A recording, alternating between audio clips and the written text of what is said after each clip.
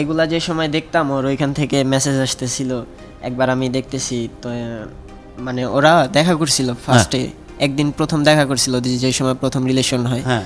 Relation দেখা করার পরে ওই ছেলেটা দেখলাম কি ওর জোর করে ওর হাতটা ধরে ছবি তুলছে একটা। এই ছবিটা তো আমি দেখছি, তখন আমার মানে কলিজাটা মনে হয় কি আমার ছিঁড়াবিড়া সব কিছু একসাথে হয়ে গেছে। ওই ছবিটা যে সময় দেখছি আমার আকাশ ভেঙে পড়ছে আমার মাথার উপর। মানে যেই মেয়েটা আমার সাথে এত মানে এতটা ভালোবাসার পরেও জাস্ট কবুল বলাটা বাকি। হ্যাঁ, কবুল বলাটা বাকি। ভালোবাসার বাংলাদেশ। আপনাদের সবাইকে স্বাগত জানাচ্ছি। থার্সডে মানেই কিন্তু এটা এক্স্যাক্টলি আপনাদের সাথে আমাদের কানেক্টিভিটির রাত। ও বাই দ্য ওয়ে, একটু কোনো কারণে হয়তো আমাদের ফরম্যাট বা আমাদের এই সেট আপটা একটু ডিফারেন্ট লাগতেই পারে। আমরাও সমসাময়িক হওয়ার চেষ্টা করতেছি, আমরাও চেষ্টা করতেছি, যেহেতু পডকাস্ট টাইপের ফিচার্স আপনারা দেখতে চেয়েছিলেন সেই জন্য আমরা হয়তো এইভাবে নিয়ে আসতেছি।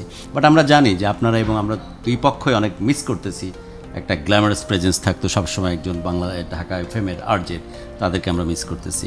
এনিওয়ে, আমরা প্রোগ্রাম শুরু করি। সবাইকে আরেক দফায় স্বাগত জানাচ্ছি ভালোবাসা বাংলাদেশ ঢাকা এফএম 90.4-এ। অফকোর্স ফ্রিকোয়েন্সি মডিউল তো বটেই, সেই সাথে ফেসবুকে ইউটিউবে আপনারা আমাদেরকে স্ট্রিমিংয়ের মাধ্যমে দেখতে পাচ্ছেন এবং শুনতেও পাচ্ছেন। The number is 01841904904। এই নাম্বারে চাইলেই কিন্তু আপনারা আপনাদের গল্পটাকে শর্ট করে পাঠিয়ে দিচ্ছেন আমাদের ঢাকা এফএমের টিম, তারপর শর্ট লিস্ট করে হট সিটে পৌঁছে দিচ্ছে। আজকে যেমন গেস্ট আপনার, কি নাম তোমার? আমার নাম হচ্ছে মোহাম্মদ ফারদিন খান। ওকে ফারদিন, তোমাকে আমরা স্বাগত জানাচ্ছি ভালোবাসার বাংলাদেশে।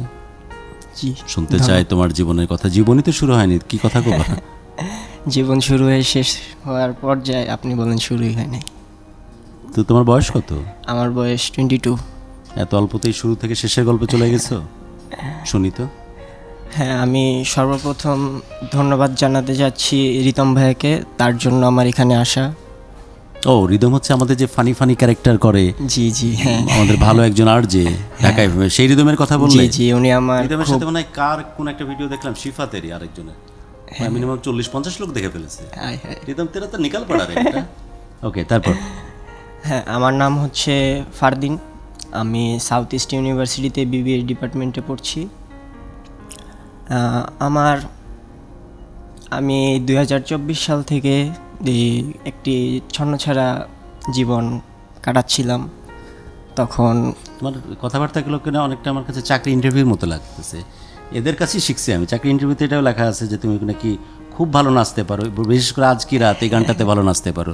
দেখা না, আমি তো নাচতে পারি না। পারো না? না না। আচ্ছা, তাহলে গল্পে যাই। কি যেন বলতেছিলে যে 2024 সালের আগে থেকে আমি একটি ছন্নছাড়া জীবন চলছিল আমার। হঠাৎ 2024 সালের জানুয়ারির 28 তারিখে আমার একটি সামাজিক প্ল্যাটফর্মের মাধ্যমে, মানে ফেসবুকের মাধ্যমে একটি মেয়ের সাথে পরিচয় হয়। তার সাথে কথা হইতে কেমন ফারদিন, কেমন ছন্নছাড়া, কতখানি ছন্নছাড়া ছিলে?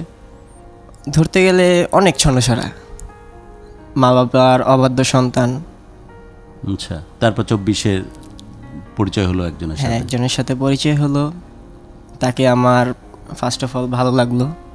আমি তাকে প্রপোজাল দিতাম, বাট সে অ্যাকসেপ্ট করতো না কখনোই। বাট তারপর আমার সাথে সে কথা কন্টিনিউ চালাই যেত। আমি তাকে মানে ভালো ভালো মিষ্টি মিষ্টি বার্তা দিতাম, ওইটা দেখে সে খুব ইমপ্রেস হইতো।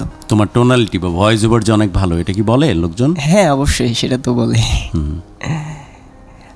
তারপর ওর সাথে কথা হইলো, প্রপোজাল দিতাম, অ্যাকসেপ্ট করতো না। ইমপ্রেস করার ট্রাই করতাম সব সময়। কিভাবে ইমপ্রেস করতে? আমি সুন্দর সুন্দর মিষ্টি মিষ্টি কথা দিয়ে। যেমন বলতাম আজকে তোমাকে অনেক সুন্দর লাগছে, সে হেসে দিত। হেসে দিয়ে বলতো ভিডিও কলে? হ্যাঁ, ভিডিও কলে সে হাসতো। তারপরে বললাম বেশি হাসো না, আজকে কি দাঁত মাজছো ঠিক মতো?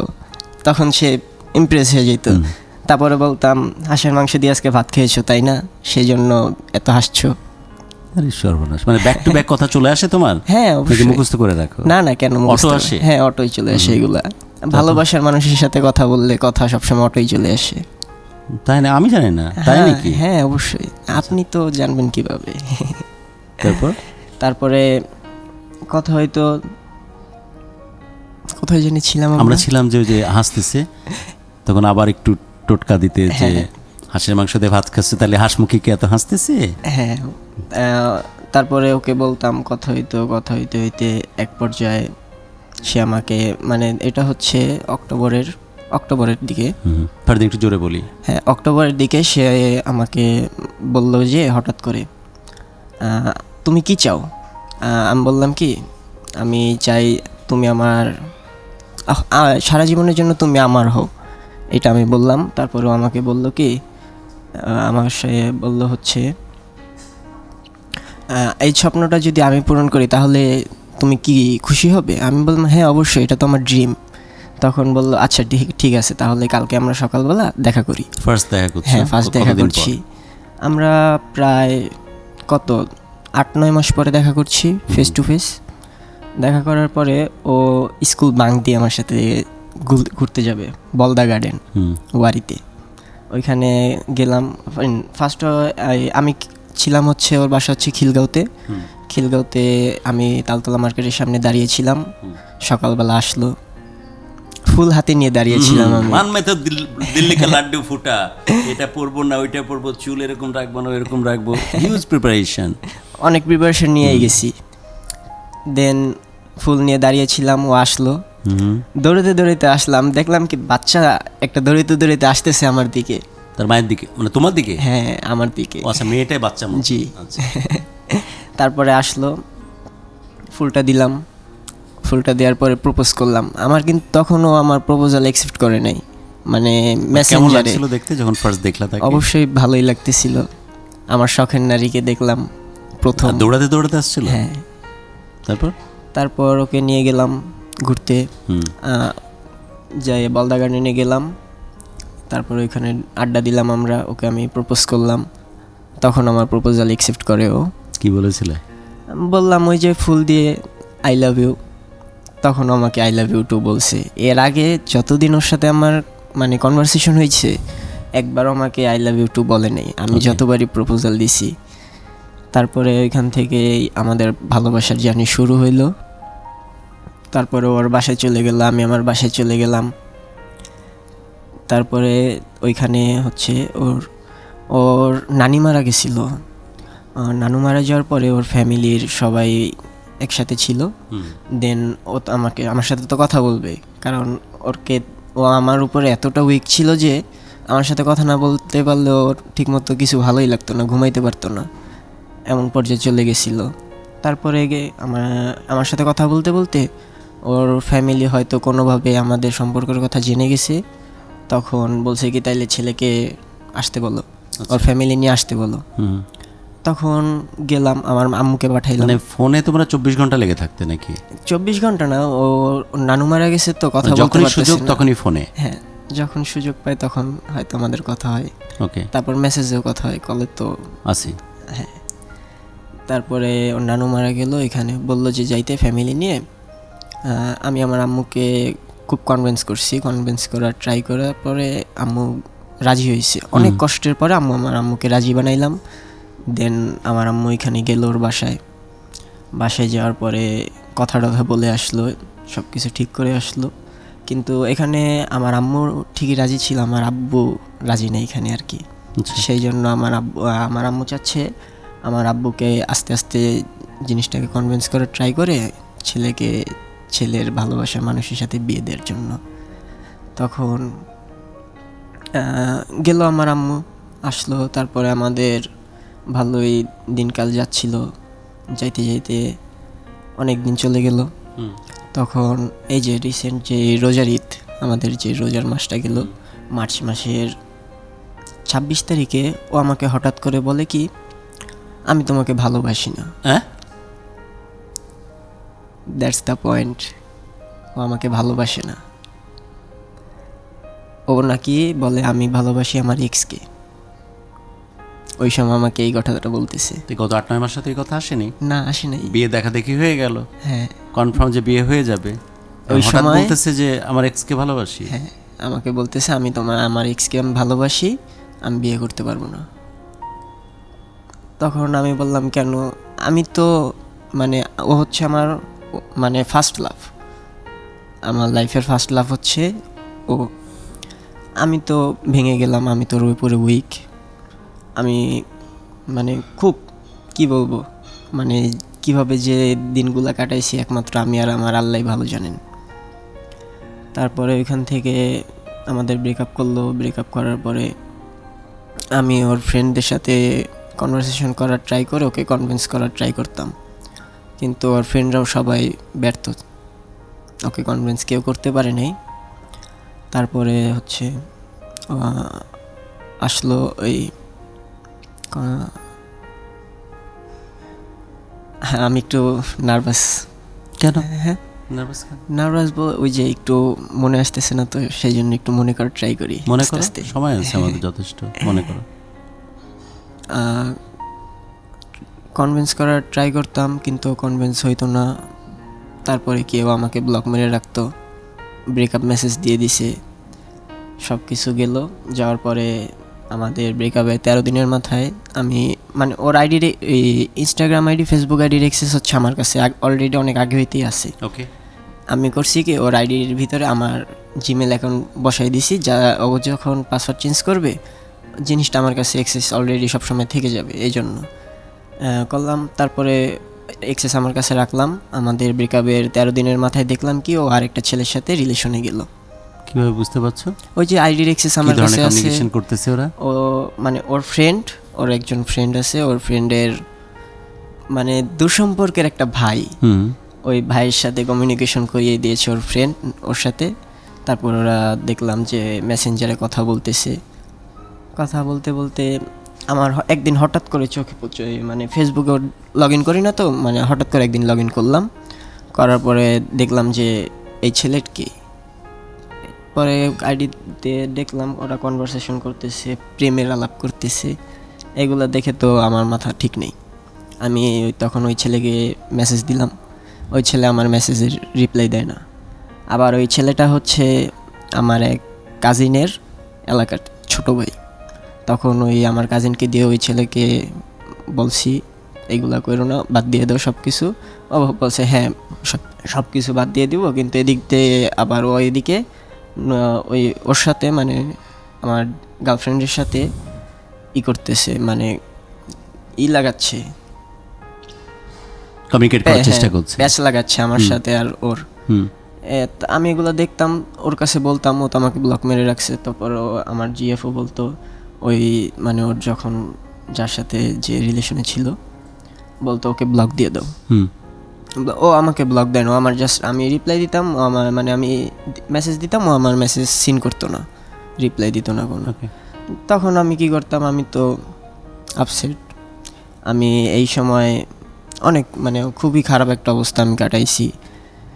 এখানে আমার মা, আমার ফ্রেন্ডরা আছে, ওনারা খুব সাপোর্ট দিছে আমাকে। আমি এবং কি এখানে আমি সুইসাইড অ্যাট পর্যন্ত অ্যাটেন্ড করতে গেছি 3 বার, তাও 3 বার।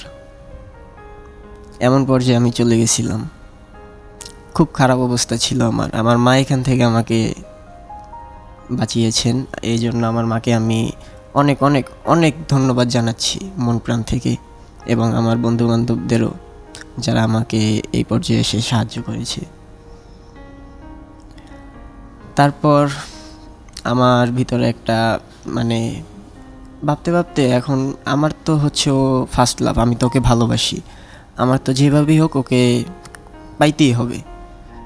তখনই আমার মাথায় একটা প্ল্যান আসলো কি আমি ওকে জেলাস ফিল করাবো, জেলাস ফিল করায় ওকে আমি আমার কাছে নিয়ে আসবো। তখন করলাম কি আমি ওর একটা ক্লোজ ফ্রেন্ডের সাথে আমি রিলেশন করলাম। রিলেশনটা আমরা চালাইতে উদ্দেশ্য একটা যে দেখে যেন তোমার প্রতি আবার আগ্রহী, হ্যাঁ আগ্রহী হয়। তখন ওই মেয়ের সাথে আমি ভালোই। এই বুদ্ধিগুলো কে দেয়? এই আমার নিজে থেকে আসছে। হ্যাঁ আমার নিজে, আমরা তো কত রাত আমি জাগছি, খাই নাই, খাওয়া দাওয়া করি নাই, রাত জেগে বসে আছি। তখন এগুলো ভাবতাম কিভাবে কি করা যায়, অনেকভাবে ট্রাই করছি। এবং কি আমি যে ও আমাকে বলেছে ওর এক্সকেও ভালোবাসে, ওর এক্সের সাথেও আমি দেখা করেছি। ও তখন ম্যারিড ছিল, ওর এক্স ম্যারিড ছিল।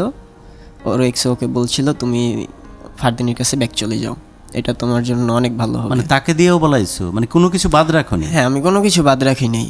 এবং কি এখানে ওর ভাইকেও আমি জানিয়েছি, ও আমাকে এরকম ফ্যামিলিকে জানিয়ে আমার সাথে যে এরকম করলো, দেন আবার আরেকটা ছেলের সাথে রিলেশনেও গেল। তখন ওর ভাই বলেছে যখন আমি একটা ছেলে হয়ে ছেলেকে একটা বলতেছি আমার বোন ভালো না, তুমি ওর কাছ থেকে দূরে সরে যাও। আমাকে ডাইরেক্ট এগুলো বলছে। আমি বলছি না ভাই, আমি তোকে অনেক ভালোবাসি, আমি পারবো না, কাকে আমি ওর সম্পর্কে তোমার সাথে কোনো কথা বলতে চাই না, তুমি ওর থেকে দূরে সরাটাই আমি মনে করি বেটার। আমি চাই না একটা ছেলের লাইফ শেষ হয়ে যায়। তখন তার ওনার সাথে আমার কনভারসেশন করা পসিবল না। আর আমার তো নিজের একটা সেলফ রেসপেক্ট আছে। দেন আমি করলাম কি, কথা বললাম না।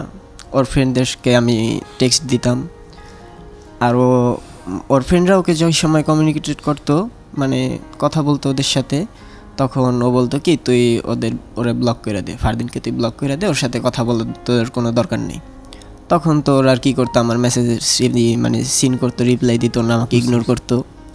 তখন আমার মানে আমি সবার কাছে খুব ছোট হয়েছি, আমি মানে বেহায়ার মতো করছি পুরো সবার কাছে, যে সবাই হচ্ছে আমার থেকে 6-7 বছরের ছোট এক একজন, তাদের কাছে আমি ছোট হয়েছি সবার কাছে, এবং কি আমার ফ্যামিলির কাছে, সবার কাছে, ওর একটা কারণের জন্য। আমি এখানে আমার সব মানে হোল ফ্যামিলিকে কনভিন্স করার পরেও আমার সাথে ব্রেকআপ করে ফেলছে। তারপরে ওইখানে আমরা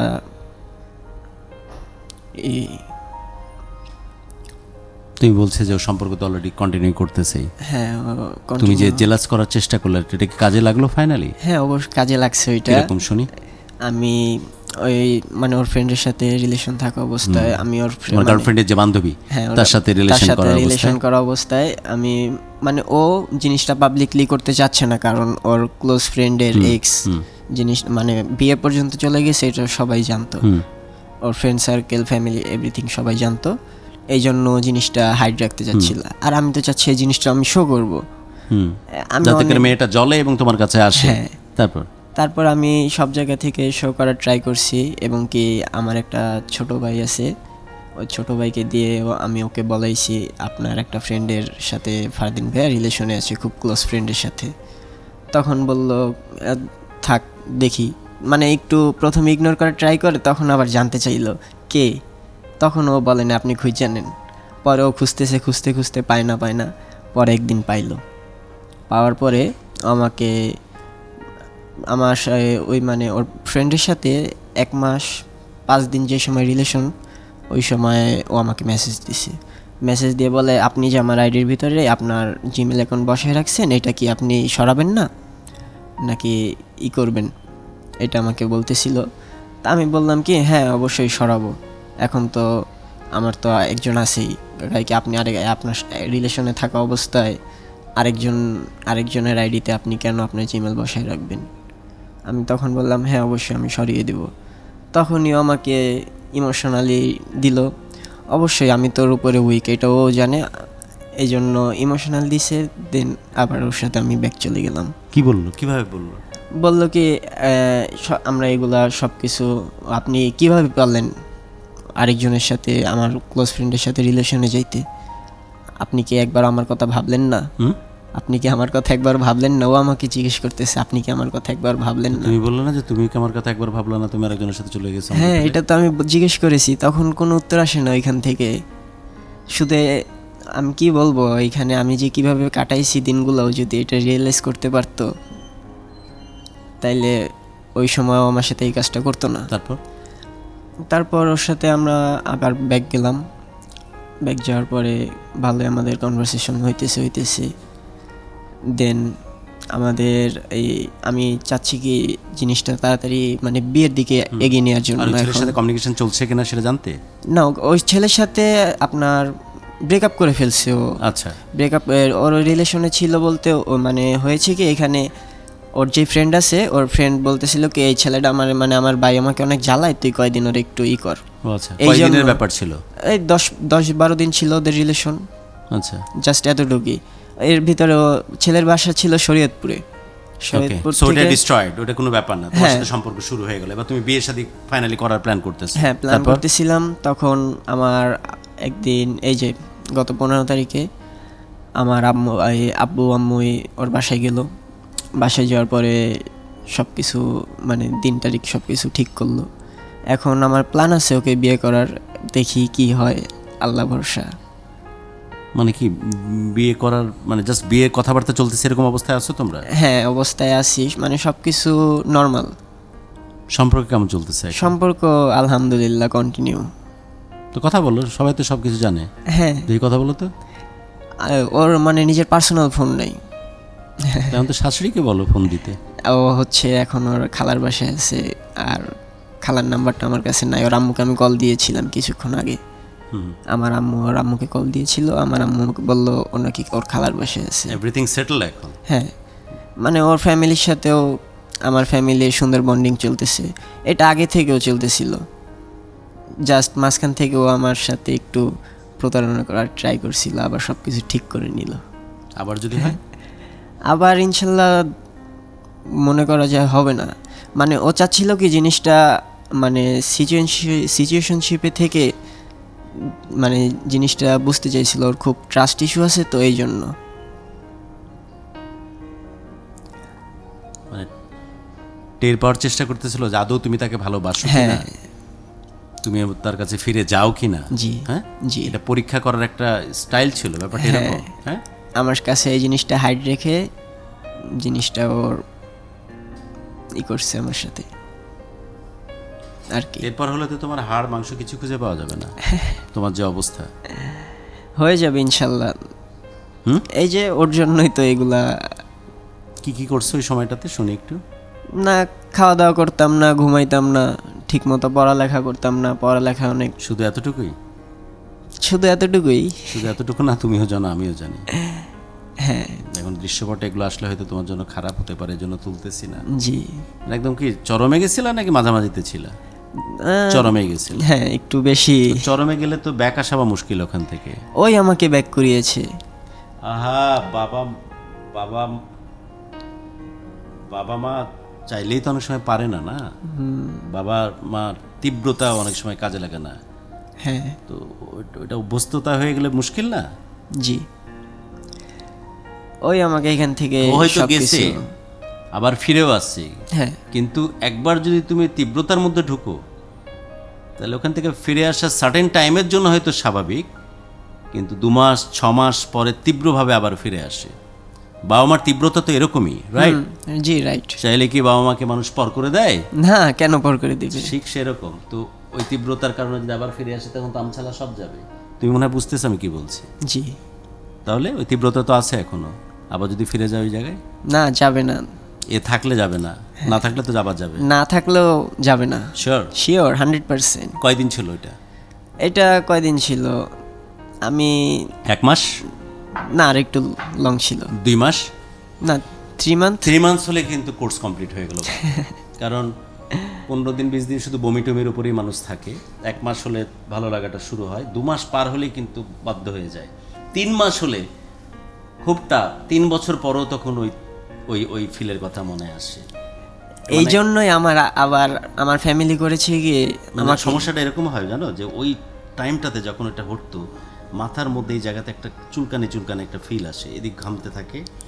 আর ওই ওই সময়কার যে এনার্জি লেভেল, মানে একদম ইসের মতো করে আসে না, স্ট্যামিনাটা হ্যাঁ, একদম আগুনের মতো করে আসে। মনে হচ্ছে যে আর্নল্ড শোয়ার্জনেগার আমার গতরের মধ্যে ঢুকে গেছে।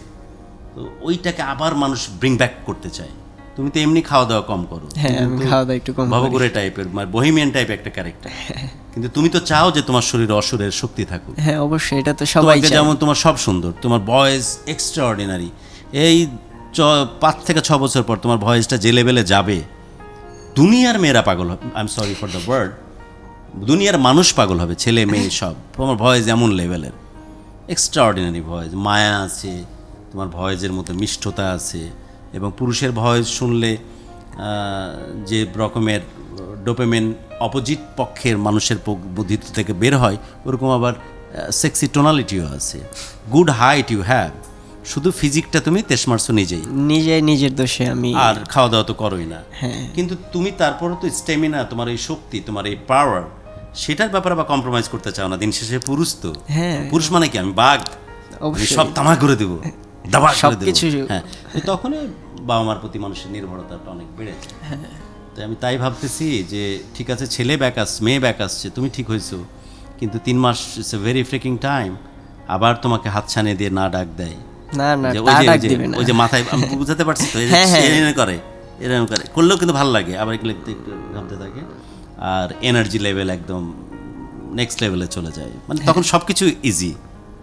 আমি যদি বলি যে ফারদিন একটা টোকা মারা এটাকে ক্যারাম বোর্ডের মতো ওখানে ফেলে নিতে পারবি, একটা টোকা গেল গা, চলে গেল। ওইটা নিয়ে ভয় পাচ্ছি যে মেয়ে আসছে যাচ্ছে, মেয়ে আসবে যাবে, বাট ওইটা আবার ব্যাক করবে না তো? না না Sure? শিওর Touch করে 100% বল।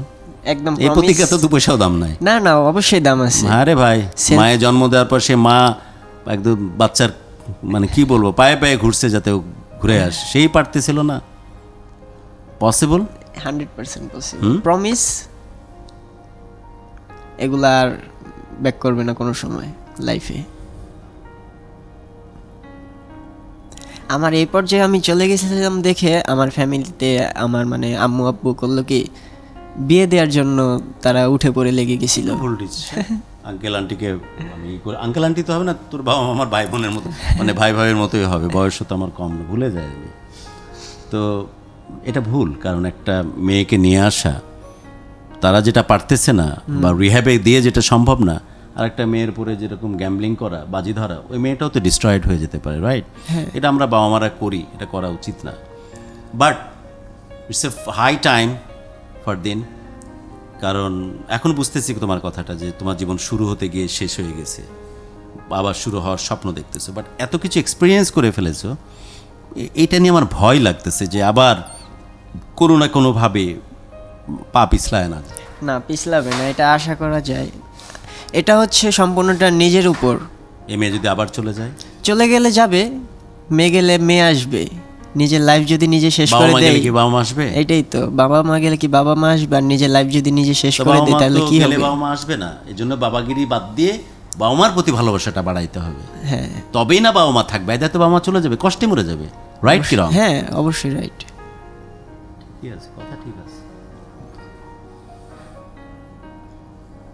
আমার জন্য না, মেয়েটার হ্যাঁ। জন্য বলো তো যে কি কি কষ্ট করেছো, যেগুলো কথা হয়তো তুমি বলোইনি, এই এই এই জিনিসটা হয়তো কাজে দিতে পারে তোমাদের সম্পর্কের জন্য। যতটুকু সম্পর্ক জিনিসটাকে আমি বুঝি, একটু বলো তো, অনেক ডিটেলে বলো, সময় নিয়ে নিয়ে বলো। আজ সময় তোমার জন্য থেমে আছে, এটা একটা আর্কাইভে থাকুক ফারদিন তোমার এই জীবনের উপাখ্যানটা। জি। তুমি কোনো দোষ করনি বাপ, না। তুমি ভালোবেসেছো একটা মানুষকে জান প্রাণ ছেড়ে দিয়ে, জি। তুমি ওই মেয়েটাকেই তোমার ঘরের ঘরণী বানাবে বলে বিধায় ওর মাস্তি করতে যাওনি, ঘরণী বানাবে বিধায় বিয়ের জন্য প্রপোজ করেছো, ফ্যামিলি রাজি হয়েছে, ভেরি গুড অ্যাপ্রোচ, তোমরা বিয়ে করো। কিন্তু মেয়েটা আবার যে তোমাকে মাঝখানে ফেলে চলে না যায়, এর জন্য খুব ডিটেলে বলো তো ফারদিন, কী কী অনুপস্থিতিতে কী কী হয়েছিল, আর নতুন করে এই মেয়ে যেন তোমার পরীক্ষা না নিতে যায়। হয়তো অনেক কিছু তাকে জানাওনি, নিজের পার্সোনালিটি দিক তাকিয়ে বা অনেক কিছু তাকিয়ে, সব কিছু বলো তো যে তার জন্য তুমি কি পরিমাণ ছটফট করেছো, কি পরিমাণ তোমার কলিজার মধ্যে রক্তক্ষরণ করছে, একটু কও তো। তার ওকে জন্য মেনশন করেই বলো, এখন তো তোমরা বিয়ে করতে যাচ্ছ, ওর মুখের দিকে তাকিয়ে বলো, ধরো চোখটা ওই পারে আছে, সব বলো। আমি চুপ করে এখন তোমার এই কথা শুনি, তোমাদের কথোপকথন জাস্ট তুমি বলো টার্গেট করে যে কি হয়েছিল ও যাওয়াতে। 800 কোটি 900 কোটি মানুষ পৃথিবীতে, একটা মেয়ে অল্প কিছুদিনের পরিচয়, সে চলে যাওয়ার জন্য সব উলটপালট হয়ে যাচ্ছে। জি, এটা হচ্ছে ভালোবাসা। এইটা বলো তো যে কি কি হয়েছিল আর ও কতটুকু গুরুত্বপূর্ণ, এটা দিয়ে আমরা বুঝে যাবো, বলো তো। আমার ওকে অ্যাড্রেস করে বলো যে তোমাকে বলছি, এভাবেই বলো। হ্যাঁ, আমি নুহাকে বলছি, তুমি অনুপস্থিতিতে আমার লাইফে অনেক মানে অনেক খারাপ টাইম আমি পার করেছি। তুমি যেই অনুপস্থিতি, তুমি ব্রেকআপ করার পরে এখানে আমি অনেক রাত ঘুমাই নাই, ঠিকমতো ঘুমাইতে পারি নাই। আমি অনেক মানে খারাপ কাজের সাথে লিপ্ত ছিলাম আর কি, নেশাপানিতে দিকেও আমি চলে খারাপ গেছিলাম। কাজে ডিটেইল বলার দরকার নাই, আমরা যা বোঝার বুঝতেছি। তুমি শুধু মিস করার ব্যাপারগুলো বলো, কি কি করতা, কি ভাবতা, কি নিয়ে থাকতা, কেন গুরুত্বপূর্ণ মনে হতো, কেন মনে হচ্ছে ওকে ছাড়া জীবন চলবে না, সেগুলো বলো। আমার ওকে ছাড়া জীবন চলবে না হচ্ছে, একজন মানুষ চায় তার ভালোবাসার মানুষ তার সাথে সবসময় থাকুক। যেই মানুষটা ভালোবাসে, একজন ভালোবাসার মানুষ যদি তার জীবনসঙ্গী হয়, সে তার ভালোবাসার মানুষটাকে সবসময় মানে প্রিন্সেস হিসেবে তাকে ট্রিটমেন্ট করবে সবসময়। এই জন্য আমিও চাই ও আমার কাছে থাকুক সবসময়। এই প্রত্যাশায় আমি রাতে ওকে কেমনটা হইতো যখন ও তোমার সাথে কথা বলতো না, তুমি দেখতেছো আর একজনের সাথে কমিউনিকেশন করতেছো, হ্যাঁ আমি ভিতরে তো ওই কেমন হইতো সময়- তখন? আমি যে সময় দেখতেছি ওর সাথে ওর কমিউনিকেশন হচ্ছে, ওরা তোমার ভয় লাগতেছে না যে এখনই কি এরকম কিছু দেখে ফেলবো কিনা, যে ওরা একসাথে রুম ডেট করছে? ভয় লাগতো তো? হ্যাঁ কলেজের মধ্যে অবশ্যই। কাঁপুনি হইতো? হ্যাঁ ওরা আমি তো টের পাচ্ছি, তুমি টের পাচ্ছ না কেন? আমারও কখন করলাম ওরা ওই- না না ওই- না, আমি করিনি, এটা আন্দাজে এমনি ডিলিউশনাল, কি জানো ডিলিউশনাল ওয়ার্ড, ফ্যান্সি ওয়ার্ডে গিয়ে চিন্তা করতেছি যে মেসেজ আসছে, বাবু তোমাকে আমার অনেক ভালো লাগে, বাবু তোমার গায়ের স্মেল ভালো, বাবু আমরা যে থাকলাম না সেদিন পদ্মার উঠে, এরকম ভয় পাতি না তখন যে এখন আর এসব কথা শুনতে হয়? হ্যাঁ, কলেজের মধ্যে ভয় কাঁপন লাগতো না? অবশ্যই ভয় লাগতো। হ্যাঁ। এগুলা যে সময় দেখতাম ওর ওইখান থেকে মেসেজ আসতেছিল, একবার আমি দেখতেছি তো মানে ওরা দেখা করছিল ফার্স্টে, একদিন প্রথম দেখা করছিল যে সময় প্রথম রিলেশন হয়। হ্যাঁ। রিলেশন দেখা করার পরে ওই ছেলেটা দেখলাম কি ওর জোর করে ওর হাতটা ধরে ছবি তুলছে একটা। এই ছবিটা তো আমি দেখছি, তখন আমার মানে কলিজাটা মনে হয় কি আমার ছিঁড়াবিড়া সব কিছু একসাথে হয়ে গেছে। ওই ছবিটা যে সময় দেখছি আমার আকাশ ভেঙে পড়ছে আমার মাথার উপর। মানে যেই মেয়েটা আমার সাথে এতটা ভালোবাসার পরেও জাস্ট কবুল বলাটা বাকি। হ্যাঁ কবুল বলাটা বাকি, আমার ফ্যামিলি যেখানে ইনভলভ করছে ওইখান থেকে কিভাবে Your first love? Yes, my first love. কিভাবে সে পারলো আরেকটা ছেলেকে, তাও মানে আমাদের ব্রেকআপের 13 দিনের মাথায় আরেকটা ছেলের সাথে ও রিলেশনে চলে গেল। ফার্স্ট অফ অল দেখাও করলো, তারপরে কিন্তু ভয় লাগতো হ্যাঁ, ওকে অবশ্যই। হারানোর ভয়? হ্যাঁ অবশ্যই হারানোর ভয় তো লাগতোই। জোরা মানে বেশি ক্লোজ হয়ে গেল কিনা, এজন্য ভয় লাগতো। হ্যাঁ সেই জন্য। কেমন লাগতো তখন, ভিতরে কি হইতো? ভিতরে তো মনে হয় কি সবকিছু পুরে ছারকার হয়ে যাচ্ছে, এমন অবস্থা হয়ে যেত আমার। তখনই তো আমার মানে কি আর বলবো, রুমের দরজা বন্ধ করে আমি বসে থাকতাম, আমার মা আসতো। আমার মা আমার কাছে 24 ঘন্টা তখন পাহারা দিত আমার মা আমাকে, আমার ছেলে কি না কি করে ফেলে, কি না কি উল্টাপাল্টা জিনিস করে ফেলে। কয় ভাই বোন তোমরা? আমি এক ভাই আর এক বোন, আমার ছোট বোন। একটাই ছেলে তুমি? জি। তুমি বড়? হ্যাঁ। বাবা মার পরিবারের প্রথম সন্তান তুমি? জি। আমার বংশের ভিতরেও আমি। বংশের ভিতরে? জি, প্রথম সন্তান, ছেলে সন্তান। প্রথম ছেলে সন্তান মানে বংশের কত ভিতরে মায়া আমাদের, করে, আমরা কত- হচ্ছে বংশের ভিতরে 2 ভাই। আমার একটা চাচাতো ভাই আছে অনেক ছোট। মানে আর ফার্স্ট আমি- সন্তান, ছেলে সন্তান। হ্যাঁ। মানে কত আরাধ্যের ফসল তুই। হ্যাঁ সবার, আমাকে সবাই আমাকে নিয়ে সবাই টেনশন করে, এই জন্যই আর কি। তারপরও তাদের কথা আমি কোনো কিছু চিন্তা করি নাই, পাগলের মতো একটা মেয়ের পিছে আমি ছুটেই যাচ্ছি। ভালোবাসার জন্য সব কিছু। নিজেকে শেষ করার এমনি ছিল 3 বার। হ্যাঁ। যে কোনো সময় তো চলে যেতে পারতা। হ্যাঁ যে কোনো তারপর কি সময়। হইতো? তারপরে আর কি, এই যে গোটা বংশ তাকায় থাকে ফরদিনের দিকে, স্পেশালি মা।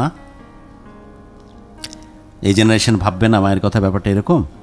তার কথা ভেবেই আর আমার মার দিকে তাকায় আমি আর। সে তো 3 বার অ্যাটেম্প নেওয়ার পরে যদি ফার্স্ট অ্যাটেম্পে চলে যেতে দেন, যেদিন দেখতে যে মা পাগলির মতো রাস্তা রাস্তায় ঘুরতেছে আর কাঁদতেছে, তার প্রথম সন্তানকে হারিয়ে গিয়ে ব্রেন তার 100% ডিস্ট্রয়েড হয়ে গেছে, পাগলের মতো ঘুরতেছে, উপর থেকে দেখার কিন্তু ব্যবস্থা আছে, কি হ্যাঁ, করতি তখন তখন? কি কিছু করার ছিল না তখন, তো নিজেকে দোষারোপ করা ছাড়া আর কোনো উপায় নেই। আল্লাহ না করুক আর ওই পর্যায়ে আমাকে নানিক।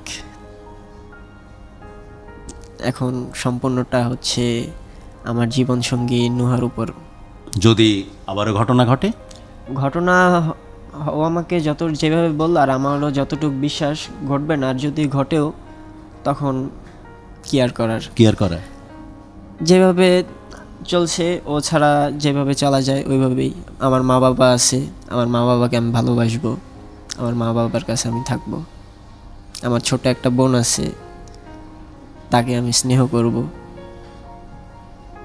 আমিও বিশ্বাস করি ফরদিনের মতো যেন সত্যি ফরদিনকে ভালোবাসে।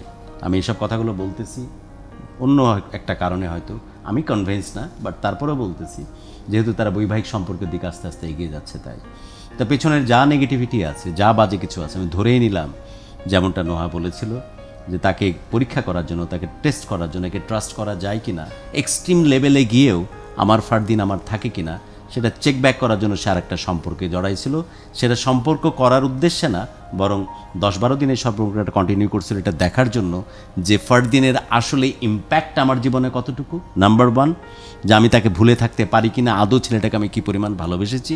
আর নাম্বার 2, যে ছেলেটি আমার প্রতি কতটুকু লয়াল, যে কোনো অবস্থায় আমার জন্য ওয়েট করে কিনা, আমাকে হারানোর পরে বা হারানোর ভয় হলে কী পরিমাণ পাগল হয়ে যায় সে দৃশ্যটা আমি দেখতে চাই, যাতে আমার প্রতি আমি ট্রাস্টি হই, যদি এই টেকনিকগুলো ফালতু technique. In the other hand, ফারদিনও কিন্তু সে তার মতো করে চেষ্টা করে দেখেছে এই মেয়েটিকে ঘিরে, যে তাকে জেলাস ফিল করানোর জন্য তার ক্লোজ ফ্রেন্ডের সাথে জড়িয়ে গেছে। এটা একটা ফালতু টেকনিক, বাট সেও এই কাজগুলো করেছে। ধরে নিলাম এরা আসলেই এই কাজগুলো করেছে পরস্পরকে পরিপূর্ণভাবে বোঝার জন্য, পরস্পরের কাছে আরও শক্তভাবে আসার জন্য। তাই তাদের এই ভুলগুলোকে ভুলে গেলাম, বাদ দিয়ে দিলাম। বাট আজকের এই দিনের পর থেকে আবারও যদি এই ঘটনাগুলোর পুনরাবৃত্তি ঘটে, ইটস ফর শিওর যে এত দুর্ঘটনা ঘটিয়েই ফেলেছিল। অলরেডি একটা নোংরা পৃথিবীর মানে অংশ হয়ে গেছিল এত অল্প বয়সে। এখান থেকে ফিরে আসাটা হয়তো তার পক্ষে আর সম্ভব হবে না। যখন ফারদিনকে নিয়ে কথা বলতেছি, সবচাইতে পোটেনশিয়াল, সবচাইতে এক্সট্রা অর্ডিনারি জেনারেশন হচ্ছে জেনজি, এবং সবচাইতে অসহায়, সবচাইতে একাকিত্বে ভোগা, সবচাইতে কষ্টে থাকা, সবচাইতে রক্তক্ষরণ ঘটা সেই জেনারেশনটার নামও হচ্ছে জেনজি, যার জন্য আমার মতো একটা আঙ্কাল, এরকম একটা দামড়া ছেলে, আমার মতো একটা ব্রাদারের খুব বেশি প্রয়োজন, খুব বেশি প্রয়োজন। কারণ এরা কারো কাছে সারেন্ডার করতে পছন্দ করে না, সে তার বাবা মার কাছেও সারেন্ডার করতে পছন্দ করে না।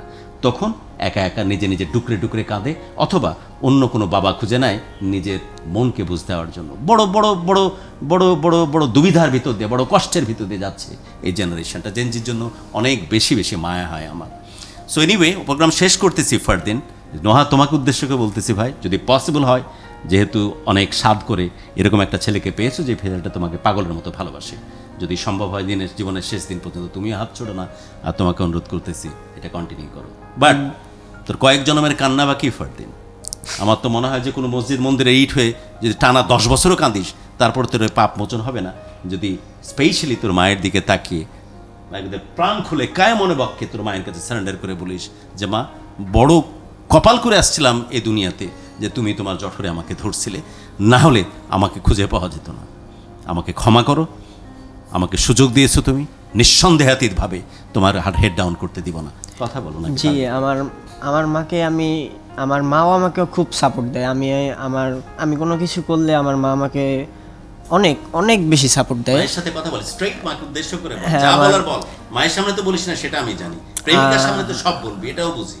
মায়ের সামনে বলতে গেলে লজ্জা লাগে, কেন ছোট হবো, এই সে অনেক ইতস্ততা। প্রাণ খুলে জ্বালায় মারছুস ভাই। ওই যে দরজা বন্ধ করে কি চলতেছে মা জানে না, পেটে ধরছে সব জানে। প্রতি মুহূর্তে ধুক ধুক করে, এমন আমার ছেলেটা শেষ হলো, এমন আমার ছেলেটা মরে গেল। তার মধ্যে তিনবার এটা অ্যাটেম্প দিয়েছিস নিজেকে শেষ করা। এত স্বার্থপর হতে নাই ফারদিন। হ্যাঁ, এটা আমার ভুল। আমার মার কাছে এই জন্য আমি অন্তর থেকে সরি প্রকাশ করি। আমার মা, তোমার জন্য আমার জন্য তুমি অনেক দুঃখ পেয়েছো। তুমি আমাকে 9 মাস তোমার গর্ভ ধারণ করে আমাকে তুমি বের করেছো, এই দুনিয়াটা আমাকে মুখ দেখিয়েছো। আমি তোমার কথা কোনো চিন্তা না করেই পৃথিবী থেকে বিদায় নেয়ার উদ্দেশ্যে চলে গিয়েছিলাম, তাও একটি মেয়ের জন্য। অন্য মায়ের একটি সন্তানের জন্য আমি আমার নিজের মাকে কষ্ট দিয়েছি। এই জন্য আমার মার কাছে আমি অন্তর থেকে সরি প্রকাশ করছি। তুমি যদি সম্ভব হয় তুমি আমাকে ক্ষমা করে দিও মা। আমি তোমাকে অনেক ভালোবাসি, আমি তোমাকে অন্তর থেকেও বেশি ভালোবাসি। তুমি আমাকে ক্ষমা করো মা, এটাই আমার কথা।